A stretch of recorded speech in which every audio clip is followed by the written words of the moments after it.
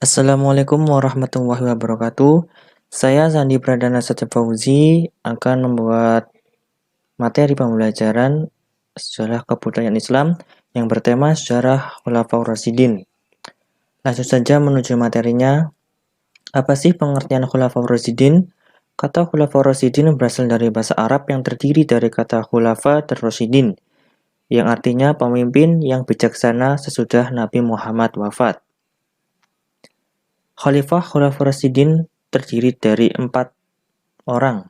Yang pertama, Khalifah yang pertama yaitu Abu Bakar As-Siddiq, kedua Umar bin Khattab, dan ketiga Utsman bin Affan, dan keempat Ali bin Abi Thalib. Proses pengangkatan para khalifah. Khalifah pertama yaitu Abu Bakar As-Siddiq, yaitu berita wafatnya Nabi Muhammad bagi para sahabat dan kaum muslimin adalah seperti petir di siang bolong karena sangat cintanya mereka pada Rasulullah. Umar bin Khattab yang dengan tegas membantah setiap orang yang membawa kabar wafatnya beliau. Kedua, Umar bin Khattab.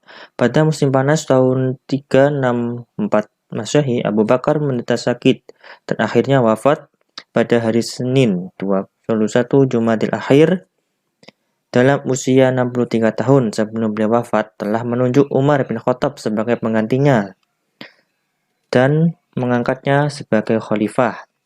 Ketiga, Utsman bin Affan. Seperti janji yang dikatakan Khalifah Umar dalam pidato inaugurasinya sebagai khalifah, dia telah membentuk majelis khusus yang memilih khalifah berikutnya. Majelis atau panitia pemilihan itu terdiri dari 6 sahabat dari berbagai kelompok sosial. Khalifah yang keempat yaitu Ali bin Abi Thalib. Setelah meninggalnya Khalifah Utsman bin Affan, masyarakat muslim di Madinah menjadi bingung. Mereka seolah-olah kehilangan tokoh yang akan menggantikan kedudukan Utsman bin Affan. Pada saat itu ada 5 orang yang dicalonkan. Ali tampaknya yang paling kuat di antara calon yang ada. Di samping ia yang lebih dulu masuk Islam, juga kedekatan kekerabatannya dengan Nabi merupakan poin tersendiri. Ini adalah biografi singkat Khulafaur Rasyidin. Ada Abu Bakar As-Siddiq, Umar bin Khattab, Utsman bin Affan, Ali bin Abi Thalib. Bisa dibaca sendiri dalam materi tersebut. Langsung saja ke selanjutnya ya, yaitu perkembangan Islam pada Khalifah Abu Bakar. Wafatnya Nabi mengakibatkan beberapa masalah bagi masyarakat muslim. Beberapa orang Arab yang lemah imannya justru menyatakan murtad, yaitu keluar dari Islam. Mereka melepaskan kesetiaan dengan menolak pemberian baiat kepada khalifah yang baru dan bahkan menentang agama Islam karena mereka menganggap bahwa beberapa perjanjian-perjanjian yang dibuat bersama Nabi Muhammad dengan sendirinya batal disebabkan kematian Nabi sendiri.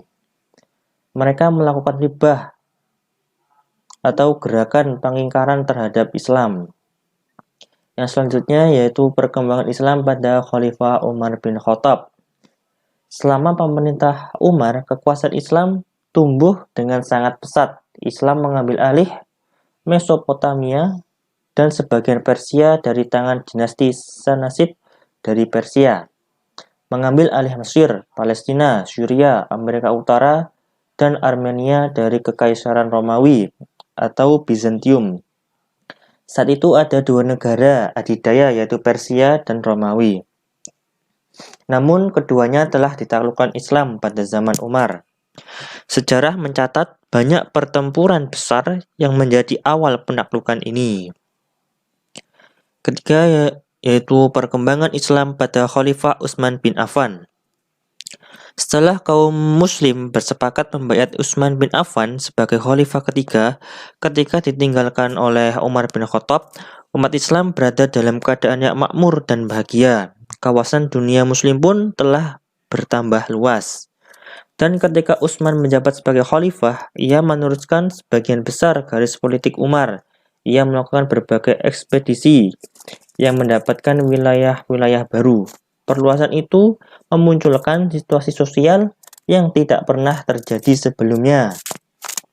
Salah satu hal yang muncul akibat perluasan wilayah Islam adalah munculnya berbagai perbedaan qiraah Al-Quran. Itu karena setiap daerah memiliki dialek bahasa tersendiri dan setiap kelompok umat Islam mengikuti qiraah para sahabat berkemuka.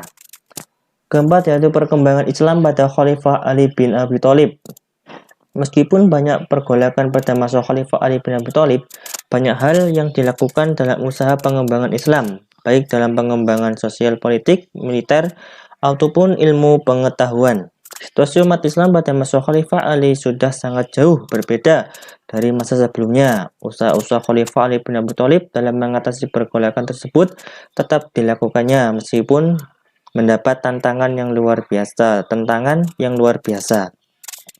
Semua itu bertujuan agar masyarakat merasa aman, tentram, dan sejahtera. Demikian materi yang kita bahas sekarang. Terima kasih. Assalamualaikum warahmatullahi wabarakatuh.